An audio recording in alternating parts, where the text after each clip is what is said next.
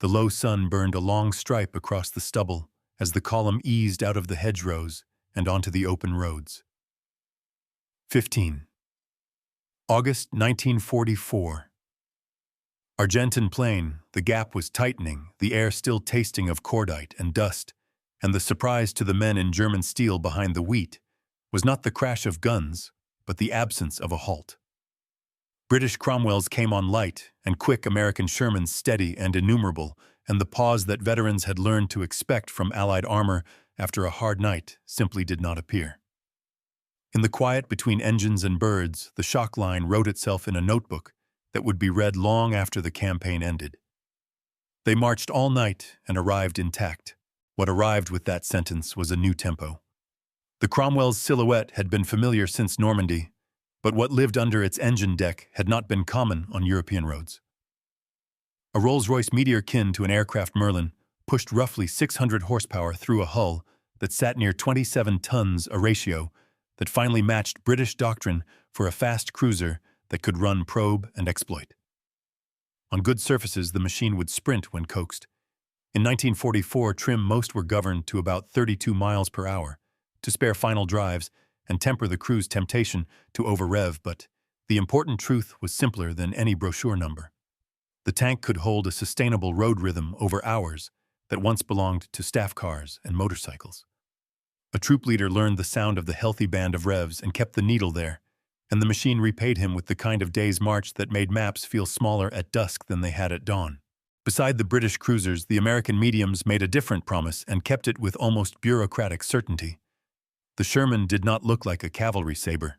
It looked like a system built to be multiplied with parts that fit procedures that worked and a maintenance choreography that any line company could perform on a verge at first light. Its mass in the field varied by variant, but its habits did not. On European roads, the nominal pace sat around 26 miles per hour, and more importantly, that pace belonged to whole companies and battalions rather than to a single lucky vehicle. The number that mattered to operational planners was not top speed. It was how many runners would still be turning at the next bound. With the Sherman, the answer was enough often enough to schedule a battle around it. From the German side of the optics, the effect of those two different virtues was the same. Columns that ought to have cooled in farmyards by midnight were ghosting through crossroads before first light. Reserve companies that expected a morning to reposition found their march tables colliding with Allied armor, arriving hours ahead of expectation. Argentine's lanes, already choke points for a retreat under pressure, began to feel less like exits and more like timers counting down to an encounter that could not be delayed by machine fatigue. The old assumptions that Allied clutches would glaze on a long pull, that water would boil in radiators after a night march, that a gearbox somewhere would split its teeth and force a halt that rippled down a road failed to appear at the appointed times. Instead, reconnaissance patrols in Cromwells cut diagonals that reached bridges before dawn, and the Shermans that followed did not shed a quarter of their strength to breakdowns along the way. It was not bravado that produced this. It was engineering married to discipline. British workshops had taught crews to treat the Meteor like a living thing that thrived on clean air and steady hands, and crews adapted. Drivers learned to ease over crests to spare the final drive and let airflow do the cooling on long descents. Commanders learned that a minute saved by thrashing the throttle would cost an hour later. And in that restraint, they found speed that did not bleed away by noon. American units had been built, trained, and supplied to do the ordinary things: well refuel on time, swap a bogey in the dark, keep radios dry, and push off again when the march table said to move. Where the Cromwell expressed pace as a gift of power to weight, made reliable by care, the Sherman expressed pace as reliability made powerful by numbers. In those mid-August hours, the countryside felt complicit. Dust hung low over the wheat. The smell of spilt petrol followed convoys like a faint, dangerous perfume. At each village where a bridge still stood, the timing of arrival mattered more than any gunnery table. If Allied armor reached a crossing in the hour before sunrise, the day would belong to the men who crossed first. That is why the sentence from the diary stings even now. It was not a complaint about enemy courage or a lament about inferior guns. It was a recognition that distance, which had always been an ally to men trying to slip away, had become treacherous. The road itself had begun to side with the side whose tanks could finish a night march, refuel, and move again without ritual or repair. By mid-morning, when the sun found every flaw in paint and armor, that truth looked like geometry.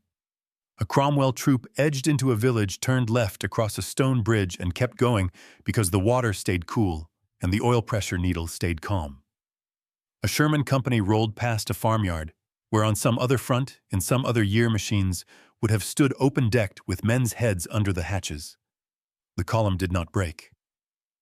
The map symbols on German tables moved too quickly for the usual counter-moves to meet them. What stopped the retreat that day was not only air attack or roadblocks or gasoline rationed to fumes. It was the banal, relentless fact that Allied machines for once refused to ask for rest. The problem each side was solving in late summer 1944 was not a duel at a hedgerow corner, but the physics of a continental pursuit. From Normandy to the lower Rhine lay hundreds of miles of secondary roads, stone bridges that might or might not still stand, and a retreating enemy who could only be beaten in detail if contact arrived earlier than his staff tables allowed. For Britain, the cruiser tank idea, breakout run, deep cut the road net. Hold the crossings had lived on paper since the 1930s. It needed a machine that could turn doctrine into timetable. For the United States, the question was simpler and more ruthless. How many running tanks could be put at the next bound today and again tomorrow, and again the day after, without the formation dissolving into workshops? Those two problems produced two answers that would spend the autumn side by side on the same roads: a British fast cruiser made reliable by discipline, and an American medium made decisive by numbers and upkeep. Numbers, not adjectives, set the rhythm. The Cromwell's Meteor V-12 gave roughly 600 horsepower to a combat weight, a touch under 28 tons, a power-to-weight figure that finally let a British turreted tank cruise with lorries and still have acceleration in hand. In its early ungoverned trim, it could touch 40 miles per hour on dry, metalled road. In 1944, most were deliberately geared and governed closer to 32 to spare final drives and keep the suspension alive on country lanes. That decision is the key to the British half of the story speed, as something you could budget for days rather than minutes. The Sherman in the common European variants weighed around 32 tons with crew and stowage. Nominal top road speed clustered in the mid-20s, roughly 24 to 26 miles per hour, depending on engine and gearbox, and typical road range on a full tank hovered around 100 to 120 miles more in gentle weather, and on clean roads, sometimes less in mud and traffic. One number mattered above all others: nearly 50,000 Shermans were built before war's end, with parts commonality and maintenance drills that allowed a platoon sergeant to treat a breakdown as a delay, not a disappearance. Constraints sharpened those virtues.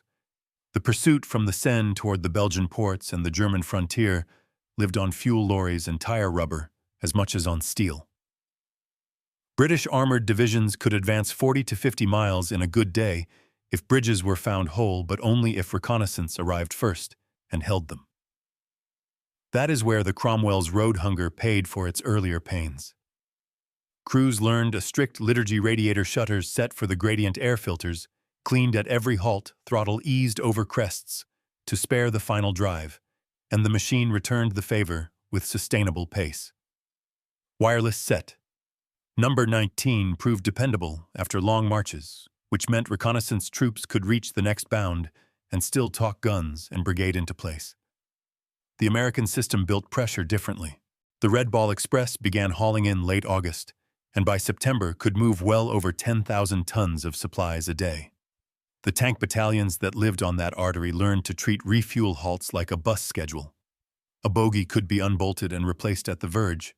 Power packs in some variants could be swapped under a gantry in hours. The result was not glamour, but density. When a corps ordered a 100-mile road march, enough Shermans tended to arrive to make a plan real. Guns mattered, but only in the slots where guns decide anything in a campaign driven by road time. The Cromwell in Northwest Europe usually carried the British 75mm gun, a weapon built to fire American pattern HE and AP ammunition, good enough against soft targets and capable of killing a Panzer IV at sane ranges with APC, but plainly outmatched by late-war German armor from the frontal aspect. The Sherman story split in two by late 1944. Many still had the 75mm M3 with excellent HE and a balanced character. Some carried the 76mm M1 with faster shot and better armor-piercing performance, but an HE shell cruise judged less satisfying. Neither tank's main armament could erase a tactical mistake in open country against Panthers on the long field. Both had the right mix of HE and smoke to make villages and river lines passable if they arrived in time and in weight. In other words, in the real campaign, the thing the gun decided was measured in minutes and fields, while the thing the engine and transmission decided was measured in towns and days. The stakes were set by the calendar squares everyone can recite now. The breakout in late July, the pocket closing around Falaise in mid-August, the rush to the Seine crossings, before the blown spans could be replaced, the fall of Antwerp in early September, and the desperate effort to make a great port usable while fuel ran thin. Each square on that calendar punished machines that insisted on long rests or complex rituals.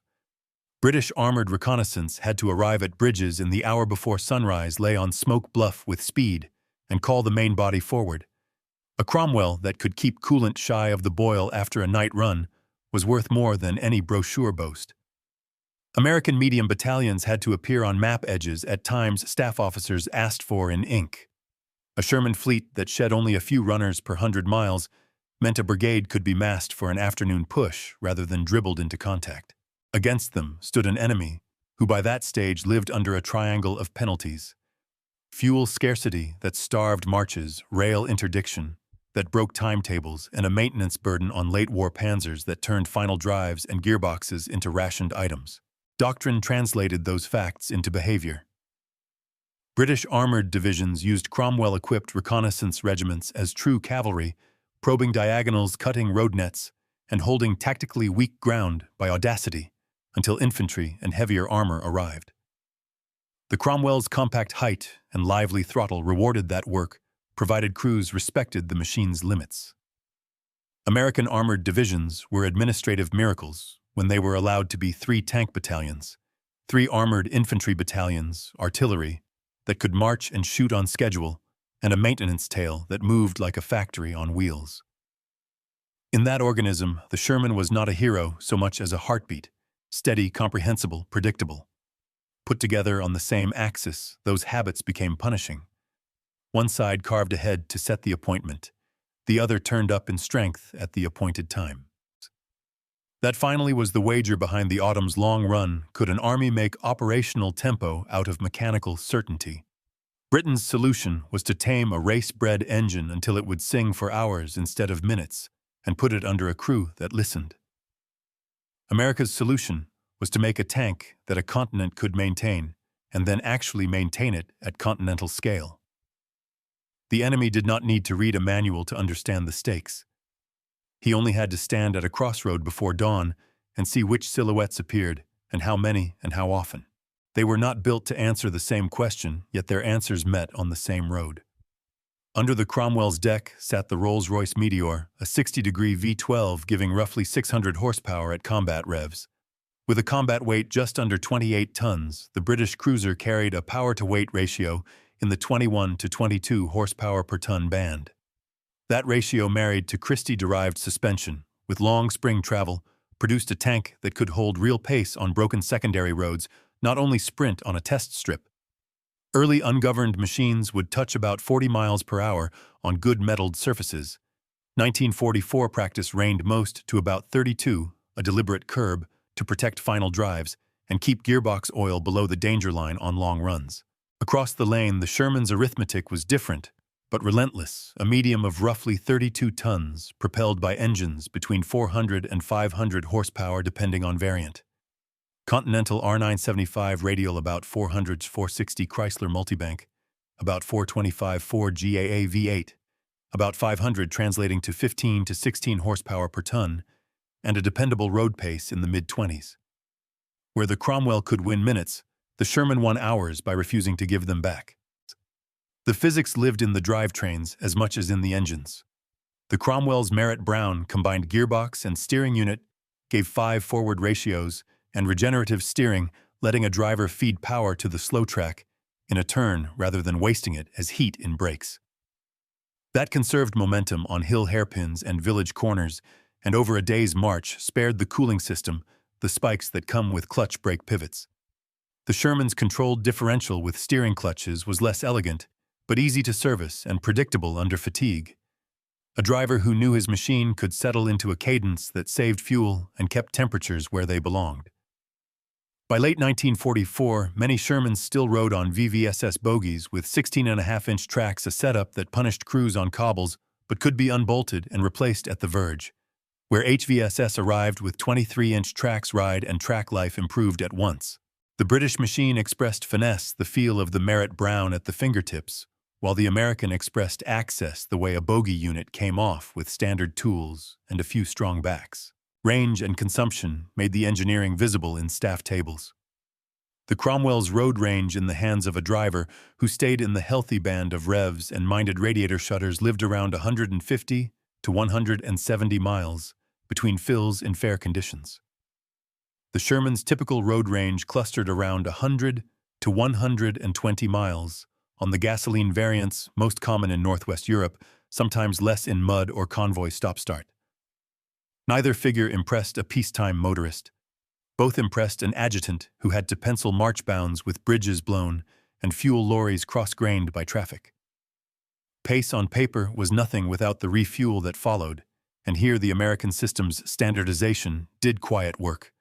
A battalion could cycle its companies through petrol points, swap a tired fuel pump or a leaky water hose with parts from the same shelf that served 3 engine families, and get the column moving before dawn's fog lifted. The British found their rhythm differently by teaching Cromwell crews to drive like engineers, throttle, eased over crests to spare the final drive airflow used for cooling on long descents, filters brushed clean at every halt. The Meteor rewarded that care with a steadiness that felt new to men raised on fragile gearboxes. Guns and optics mattered in contact, but did not decide the thing P3 is trying to name: the edge that builds across miles. Most Cromwells in Northwest Europe carried the British 75mm reboard 6-pounder that fired American pattern ammunition.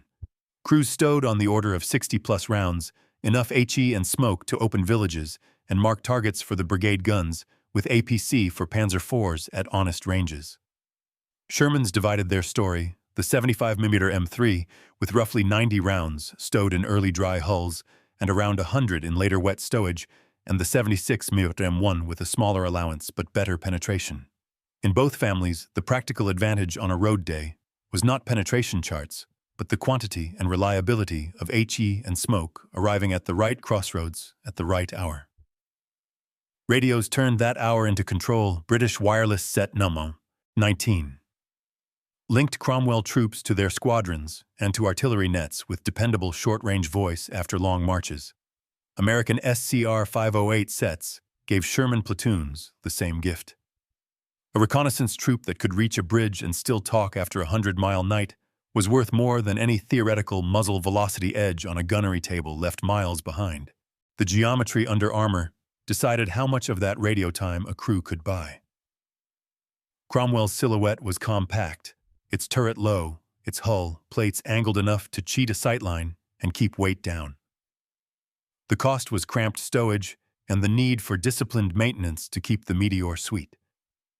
Sherman's silhouette was taller with generous internal volume that paid back in crew endurance, ready access to components, and later adoption of wet ammunition stowage that reduced the chance of a burn becoming a funeral. On the march, those traits added up to different strengths that helped the same cause. A Cromwell troop could knife out on a diagonal hold, a weak bridge by audacity and speed, and still have coolant shy of the boil when the main body arrived. A Sherman company could be promised to a corps boundary for the afternoon, and more often than not make the appointment with most runners intact. Even the enemy's hands taught the same lesson. In parks where captured Allied armor was examined, German mechanics lifted Cromwell engine decks and found aircraft logic beneath straight, short intake paths. Shrouded fans, oil cooling sized for endurance, not just a dash. A steering box that let power survive a turn. Under Shermans, they found brackets and access ports placed for men in a hurry, magnetos reachable without a day's disassembly, bogies that came off as coherent modules. One machine asked to be husbanded, the other asked to be multiplied. Both in different ways made distance treacherous for a retreating map. Numbers closed the argument. Power to weight around 22 for the British cruiser versus 15 plus for the American medium. Governed road pace about 32 versus a dependable mid-20s. Road ranges that, when married to disciplined cruise and punctual petrol, translated into 100-mile nightbounds that could be repeated through a campaign season. The Cromwell's physics made speed sustainable. The Sherman's logistics made presence certain. Together they turned roads into a weapon, and the man looking through a German periscope measured that weapon not in feet of armor, but in hours he no longer owned. The proof that speed could be made to last began before Normandy on British roads that looped the length of England in 1943. Crews took Cromwell's Centaurs and two common Sherman types on an around-the-country endurance run of roughly 2,000 miles, starting and ending at the same depots that had been logging gearbox failures all spring. Day after day, the logbooks filled with mile counts, fuel tickets, and the small humiliations that end campaigns before they start oil seep at the rear main brake, fade after a steep descent, a clutch that glazed because a driver hurried a hill. The Meteor gave the Cromwell a gift the British had wanted for years, but the test showed the price of taking it at full stride. After that circuit, the workshops did something unglamorous and decisive. They governed road speed to about 32 miles per hour, rewrote the day's routine around clean air and steady revs, and drilled drivers to ease the throttle over crests, so the final drive would still be alive after midnight. The same ledger taught a different lesson about the American medium. The Sherman did not post the highest pace. It posted the fewest surprises per 100 miles, and it did it with parts and procedures that could be repeated by any battalion on any verge in Britain. A year later, those numbers stepped off the page and onto French tarmac. The last week of August 1944 turned the Endurance Day into a ritual. Cromwell troops left night laggers with engines already warm, ran 90 to 120 miles in darkness, brushed their filters at short halts, and reached bridges in the gray hour, when the enemy still trusted time to protect him. Shermans from the following brigades arrived on a schedule a staff officer could bet a battle upon. The gasoline variants on European roads usually needed a fuel stop about every 100 to 120 miles, which meant one refuel in a full day's bound if the traffic cooperated. The drill was fast, because every item was where a tired hand expected it to be. A bogie that started to clatter could be unbolted and swapped at the roadside. A leaky water hose took minutes to change because the access was generous. The reward was not a headline dash, but a column that kept its shape after noon. The calendar marked the results. On the last day of August, British armour reached the Somme crossings in strength before daybreak had finished lifting. On 3rd September, Guards armoured entered Brussels after a day's advance on the order of 70 to 100 miles from the start line, not as an isolated spear, but as a formation that had hit every refuel and kept interval along the way. Antwerp fell the next day. The port would take months to open, but the fact that tanks stood there at all was the dividend of the endurance routine the test had forced into being. The numbers beneath the story were simple enough to live by. A governed Cromwell driven in the healthy band of revs could give a reconnaissance regiment a night reach that still left radios clear and crews fit to work at first light. A Sherman company, with a dependable mid-20s road pace and a typical range near 100 to 120 miles per fill, could translate that reach into battalions appearing when the march table said they would. The same weeks wrote a quieter correction to early war failure. British cruiser fleets had carried reputations for boiling radiators and bitter gearbox changes. By September, those had been pushed down to rates a formation could absorb. The cost was discipline, and crews paid it happily because the machine paid back in miles. The American correction was not about marching, but about living through contact and returning to the ledger. Early Shermans with dry ammunition stowage brewed up too often when penetrated. 1944 hulls with wet stowage moved the rounds low and surrounded them with water jackets. The change cut burnouts dramatically in field studies, and the practical result on a long road was that more knocked-out tanks became recoverable tanks, and more recoverable tanks were back on the march within days. Endurance is not only distance between refuels, it is the percentage of your fleet that returns from yesterday. In mid-September, the single road north tested both virtues to breaking. The march toward Eindhoven and Nijmegen demanded everything a driver and a fitter could offer. Where bridges stood, the cadence worked. Cromwell's felt for the gaps and guarded the spans by speed and audacity. Sherman's arrived in weight on a timetable that left little slack. Where a bridge fell or a causeway choked, horsepower could not conjure ground. Yet even there, the habit held. Units turned back at dusk, reformed by night, and tried again at dawn, and the machines lit, idled, and moved without ritual. The Germans who watched it unfold began to note different things in their reports. There were fewer Allied runners stranded after a night march than they expected. Tanks were showing at crossings at hours when only scouts should have been abroad. Reserve moves planned at last light were being met and overmatched before the sun had climbed. Not because a single tank was faster on a strip of perfect road, but because two families of mediums had been taught and equipped to keep going. By the time rain and rivers slowed the pursuit, the pattern was set. The endurance trial around England had given numbers to failure and a path to cure it. The autumn's road days converted the cure into a campaign habit. Measured slice by slice, Somme at the end of August, Brussels on the 3rd of September. Antwerp on the 4th, the long push on the single road from the 17th, the miles accumulated toward a season's total that makes sense only when you add them as crews lived them night bounds of 100 miles. One refuel, a roadside repair, a bridge in the gray hour, and the column still in shape after noon. That is what the enemy saw when he looked through his optics and wrote the line that opens this film. They marched all night and arrived intact not once but again and again until distance stopped being his ally. They learned to make speed behave. The lesson began at the wheel and the throttle, not at the gunnery range. A Cromwell crew that wanted to arrive at dawn with radios clear and coolant shy of the boil drove like engineers.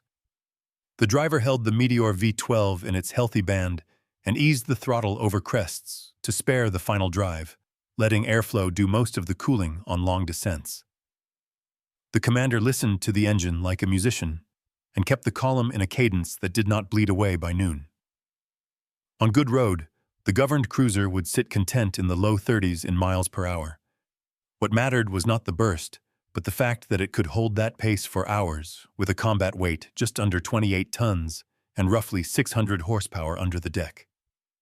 The American medium expressed the same truth with different manners. A Sherman did not ask for finesse so much as discipline. Its dependable mid-20s road pace and typical gasoline range around 100 to 120 miles per fill meant a company could plan one fuel halt on a day's bound and keep its interval if traffic cooperated. The gain was measured in formations that stayed whole after lunch. Fuel made tempo into a weapon.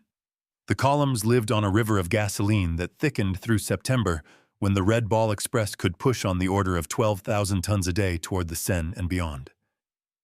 That figure did not move a single tank 1 mile. It made it possible for hundreds to move when a Corps order said they would. The map squares that mattered most were not where guns fired, but where fuel points were laid out at first light. Crews rolled through with choreography so fixed it felt like ritual caps off cans up dipstick, checked periscopes, wiped track tension, taken up fan belts, glanced by hand. A disciplined halt took minutes per vehicle and less than an hour for a platoon if the queue was clean. The arithmetic was brutal and simple. A Sherman with a full set of jerry cans and a clean carburetor could treat a 100-mile night as routine. A Cromwell whose crew kept filters honest and shutters set would arrive with water cool and oil pressure steady, ready to seize a bridge in the gray hour before the enemy expected steel to be moving at all. Radios kept the gain once the march ended. British wireless set number 19 gave Cromwell troops dependable short-range voice after long hours of vibration. American SCR 508 sets did the same for Sherman platoons. In practice, that meant a reconnaissance troop that had run 90 to 120 miles in darkness could still talk artillery onto a far bank and call the main body forward without a pause to nurse brittle sets. It also meant that road time turned directly into control time. A commander who reached a crossing before sunrise could lay smoke report lanes and set up anti-tank arcs for the hour that decided the day. Speed alone could not do that. Speed married to functioning radios could. Reliability expressed itself in small mercies that multiplied. The Sherman's suspension bogies could be unbolted as modules. A clattering unit could come off at the verge and be replaced in well under an hour by practiced hands with a jack and a gantry. Fuel pumps, magnetos, and water hoses were placed where a tired fitter could reach them without a day's disassembly. That turned breakdown into delay and kept companies from dissolving into workshops. The Cromwell paid back care with endurance. The Merritt-Brown steering box conserved power in turns and spared the cooling system the spikes that clutch and brake pivots inflict a virtue that mattered on hairpins and village corners where a day's heat is usually won or lost. British shops bitten by earlier gearboxes and boiling radiators had driven home new habits by the summer: clean air in clean oil out shutters set to gradient, and a road speed governed to about 32 miles per hour to keep gearbox oil below its danger line. Those habits turned a race-bred engine into an all-day machine. Survivability fed back into mileage in a way only quartermasters fully admired. Early Shermans with dry ammunition stowage in the sponsons brewed up too often when penetrated. Crews paid for that in lives, and formations paid for it in vehicles never seen again. The 1944 hulls with wet stowage moved most rounds low and jacketed them with water. Field studies in 1944-45 showed burnouts on penetrations dropping into the low teens in percent where earlier hulls had brewed catastrophically more often. The practical result on a long road was that more knocked-out mediums became recoverable mediums, and more recoverable hulls were back with a new road wheel, a fresh pump, and a new coat of dust within days. Endurance is not only distance between fuel stops, it is the percentage of yesterday's fleet that climbs back into today's column. Doctrine matched the mechanics.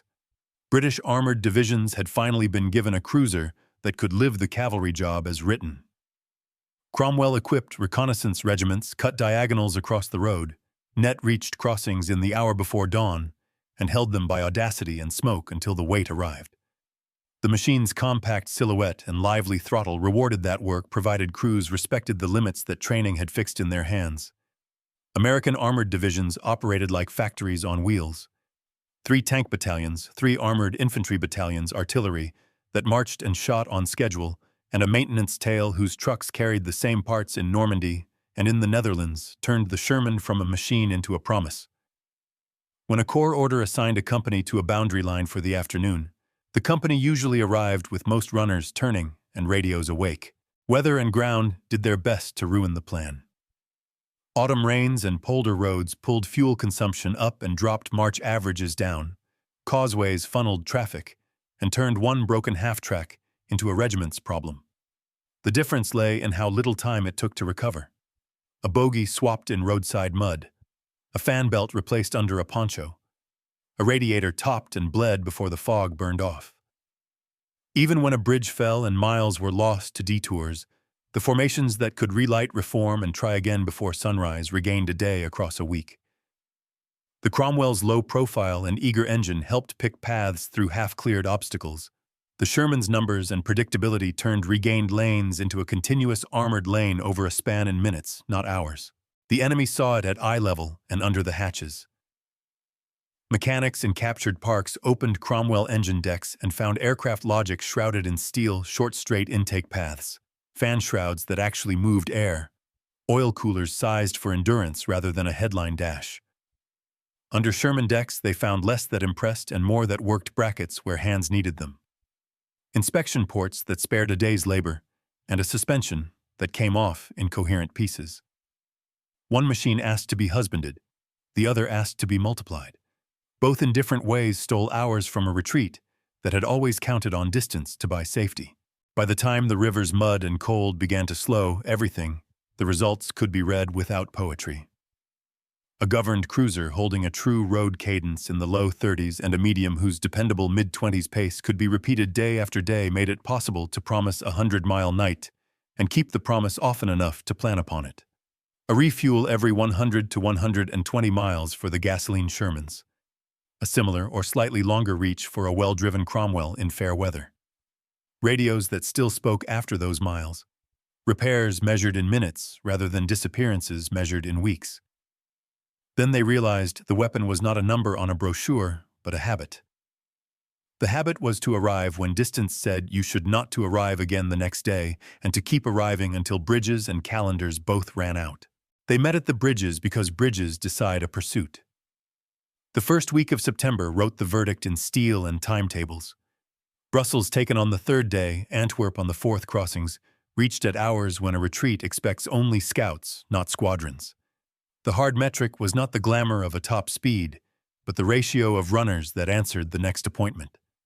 British Cromwell troops in reconnaissance arrived at dawn, with engines still clean in voice and needle.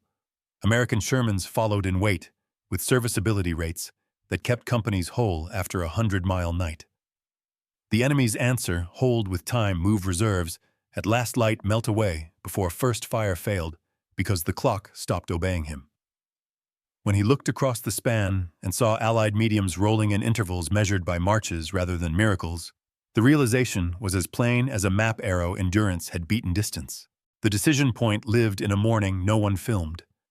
A Cromwell troop reached a stone bridge while the mist still lay in the hollows and put smoke across the far bank. The troop leader counted seconds to the net, found his voice still clear after a night's run, and called the guns onto the roads beyond. 20 minutes later, the first Sherman company came up at a pace that looked modest and felt like a hammer. It was not the fastest machine that mattered, but the one that showed up with 90+% of its runners turning radios alive and crews not yet ruined by mechanical triage. Across the river, a German reserve company that had moved at last light stood in fields it had been told were safe until noon. Then they realized there would be no safe until noon. The battalion that should have needed hours to gather arrived already gathered, and the road that should have offered escape offered only contact. What followed was not a duel of single tanks, but a contest of habits. Cromwell's once governed and driven like instruments held a road cadence in the low 30s that let cavalry doctrine finally live, as written cut diagonals seize heads of bridges, hold by audacity, and wireless for the hour that matters. Sherman's once treated as a system rather than a talisman turned reliability into mass on time. A company that planned one fuel halt for each 100 to 120 miles usually kept it. A bogey that began to clatter came off at the verge and was replaced. A hose that wept coolant was changed by hands that had done the job so often they could perform it in the dark. Add those small mercies across a corpse front, and you get the outcome no ambush can erase a front that moves faster than a reserve can be ordered, a crossing that is held not by a miracle shot, but by 20 machines arriving before the enemy's watch allows for them. There was a number that fixed it beyond rhetoric. By mid-September, along the single road north, a day's bound demanded roughly 70 to 100 miles between fuel points and an arrival rate high enough that a brigade could attack on the clock. Where bridges stood, the Allied columns met those numbers. Where a span failed, even horsepower could not invent ground. Market Garden proved that limit and still showed the same winter formations that were turned back at dusk, reformed by night, and returned at dawn with most runners present, because the machines would relight without ritual and the spares would appear without drama. The velocity of the plan was set by the slowest indispensable thing, fuel bridging a causeway, and on every day when that thing held endurance authored the result. The side that could keep its mediums moving in bulk wrote the day's geometry. The side that needed the road to buy time found the road had turned traitor. The enemy's loss was measurable in what he left behind. Abandonment is the tax of a failing retreat. Tanks without fuel do not produce a delaying action. They become wrecks of convenience. Vehicles with final drives on ration do not shift on order. They wait for a recovery team that never comes. The retreat littered verges with machines that would have mattered in a duel, and mattered not at all against a timetable. When German mechanics captured Cromwell's, they grudgingly admired the aircraft logic of the engine bay. When they opened Sherman's, they saw less to admire and more to fear, not elegance but access. One machine asked to be husbanded, the other asked to be multiplied.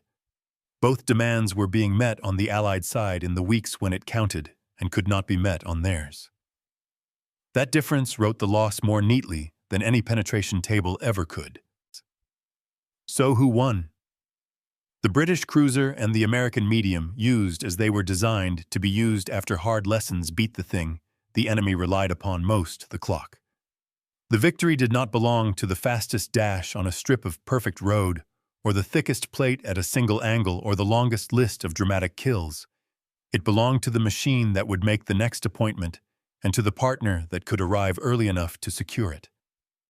In that pairing, the Cromwell's governed speed turned doctrine into hours, and the Sherman's predictability turned hours into weight at the point of decision. The loser was the army that could no longer trade miles for time, whose reserves marched at last light and met an opponent already across the bridge at first. The sentence written in a diary at the start of this chase turned from complaint to verdict. They marched all night and arrived intact. On the days that decided the autumn, that line was not a metaphor. It was a measurement. The end of the argument came quietly, as endings in a pursuit often do. Staff officers stopped planning recoveries for companies that had bled away to workshops because the companies stopped bleeding away. Reconnaissance commanders stopped writing excuses about boiling water and failing gear trains because the water stayed cool and the gears lived. German battalion diaries stopped using the word delay and started using the word impact to describe what Allied columns did to marches begun before dawn. The bridges that mattered most were crossed in the hour when the old war said they could not be, and once across, the men in the tall American mediums and the low British cruisers discovered that the day that followed belonged to them by right of arrival. Call it what it was. The Allied endurance scheme won, and the German retreat lost the one ally it had always trusted: time. Winter made its own verdict. When the rivers rose and the light shortened, the armies that could no longer buy time with distance learned to live by bridges and fuel alone. The formations that had marched in September with easy confidence now watched ice drift under pontoon bays and listened to engines catch in the cold. The habits that had won the road became the habits that crossed water. Cromwell troops still reached the near bank early enough to mark lanes and call guns. Sherman battalions still arrived as promised and filed over in wait when engineers laid steel. The headline victories belonged to infantry and sappers and to air that pulled at every daylight move, yet the quiet instrument behind the tempo remained the same medium tanks that would start, run, stop, and run again without demanding a day of ritual in exchange.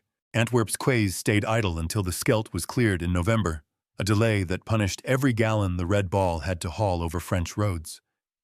When the docks finally worked, the lesson about endurance turned into a larger one about scale.